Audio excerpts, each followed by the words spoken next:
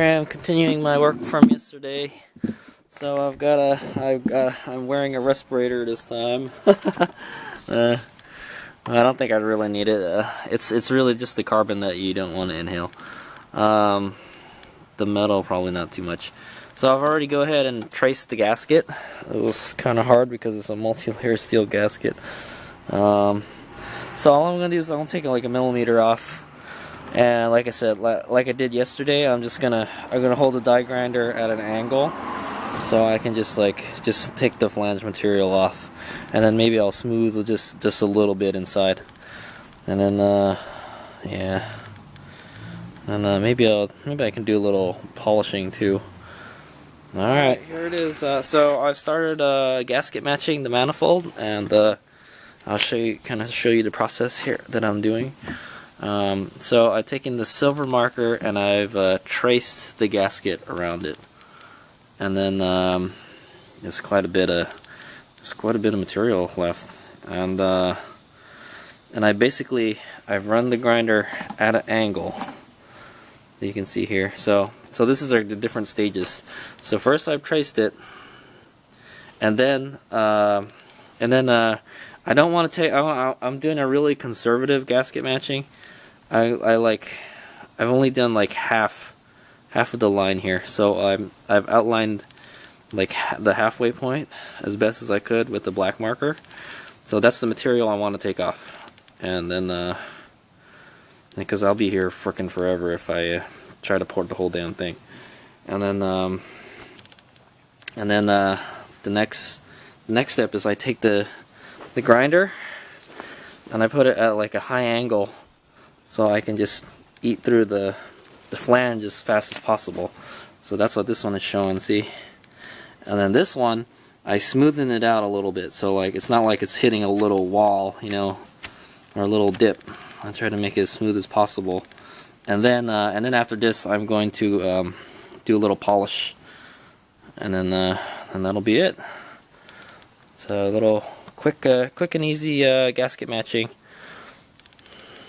And like I said, if you're going to a bigger size, it doesn't matter, because it's not like you're hitting the wall. You're just going straight into it. So that's why I'm just being real conservative. I'm not going to do the head.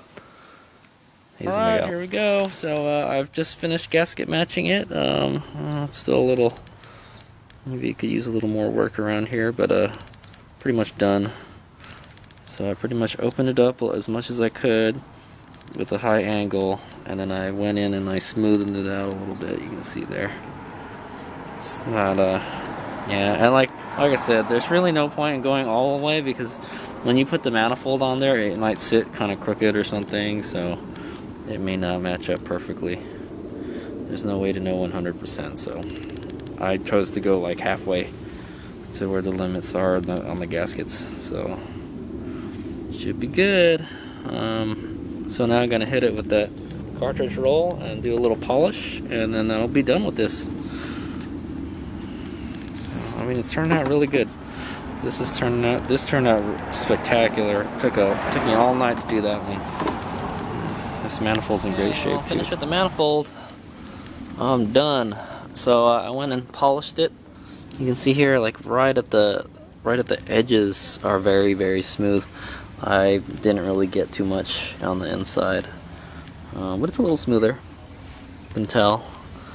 I didn't really work the cartridge rolls that long. I don't really have time, but you can tell it's super smooth. Yeah, it's smoother, and the smoothest out here. So it's really good. I'm really happy with the way this manifold turned out. I just need to run the resurfacing disc through everything one more time to get rid of these little burrs over here, and we should be good to go. This manifold is HadesOmega approved. HadesOmega out. Alright, my little workshop. So yeah, I just didn't have enough time to finish working on anything else at my other house today, so I'm here where I reside. So this is my little workshop. It's very small. But I'm gonna go. I already started I already attacked this with the wire brush, and I'm just gonna like clean it up a little bit more, and then I'm gonna spray it with some of this rust fix stuff. And what this does is it'll convert the rust into like a black primer, and then I mean, hopefully that can withstand some engine heat, because this goes on the exhaust manifold. But yeah, so I'm gonna go and and then I'm gonna go paint it with some like there you go, some semi-gloss black paint. It's not gloss black, but it's not flat black either. Now I'm just trying to get rid of old paint. I got like tons of these engine enamels lying around, and it's not something too critical, you know. It doesn't have to be uber beautiful. But so this engine hook is actually still in good shape. It's very rusted and pitted though. I mean, we're lucky it's not bad or anything. So here we go. Taking off all the loose rust I can out of this engine mount, and there's still some kind of hiding there. Yeah, that's like the best I can do. Maybe I can get the Dremel and do that really hard spot right there. But I'm gonna start spraying it with the rust fix now.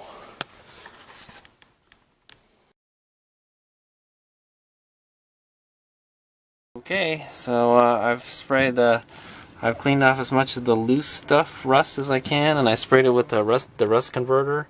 Looks like it kind of did its job. It's black now.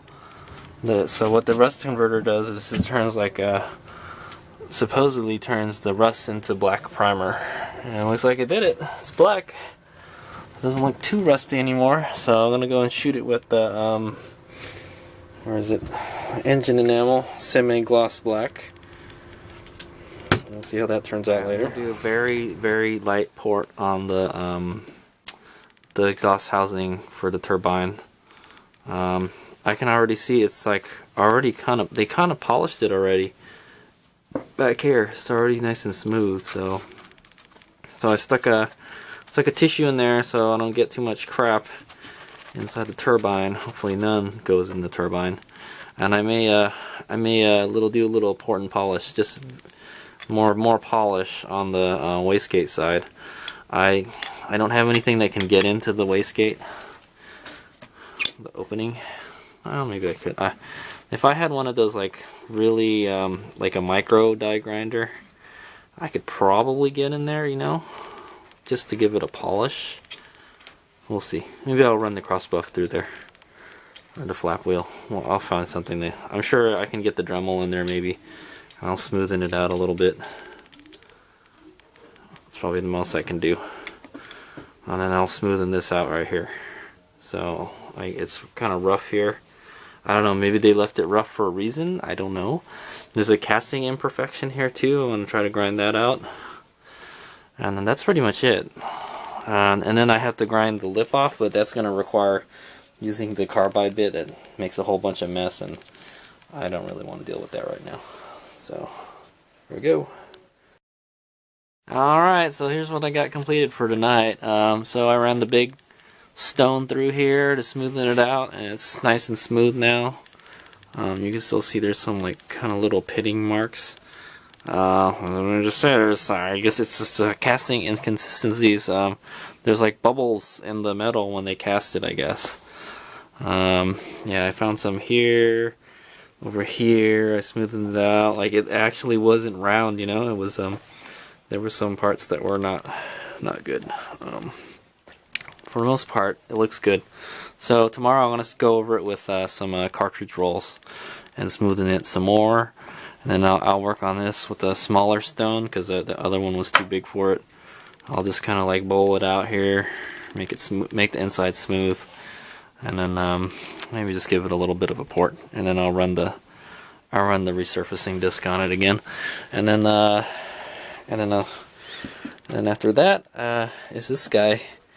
I'm gonna polish this guy, this side, and take that lip off as much as I can. It's gonna be kind of tough, but I'll do it. So that's where I'm at tonight. Almost done with this turbo. Continue off where I left off last night. I'm just gonna work the small bit here. I couldn't get very far in there last night, so I'm just gonna smoothen out the inside. That's it. I don't even think it's worth it to go in there and smooth it. If I can get this tool in the hair, I'll try to smoothen it. I think a Dremel, I can get a Dremel in there, like barely. Maybe I can get the cross buff, that's about it. But yeah. So I'll see, I kind of nicked the flapper. So here we go.